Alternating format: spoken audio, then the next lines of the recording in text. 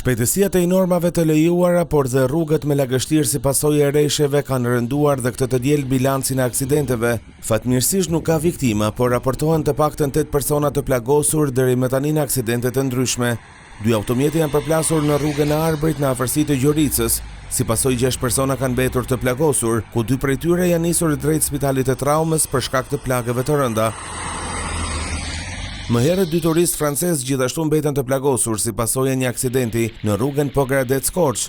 Sipas policisë, çifti huaj po udhëtonte me një motor dhe është përplasur nga një makinë.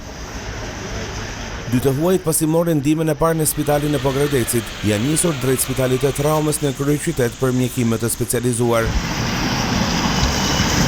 Si pasojë e motit të keq me rreshje shiu, ku në disa akse rrugore ka prezencë uji apo dhe rënje inertesh, policia e shtetit apelon që të gjithë përdoruesit e rrugës të tregojnë kujdes dhe të respektojnë rregullat e qarkullimit rrugor, si dhe të zbatojnë udhëzimet përkatëse.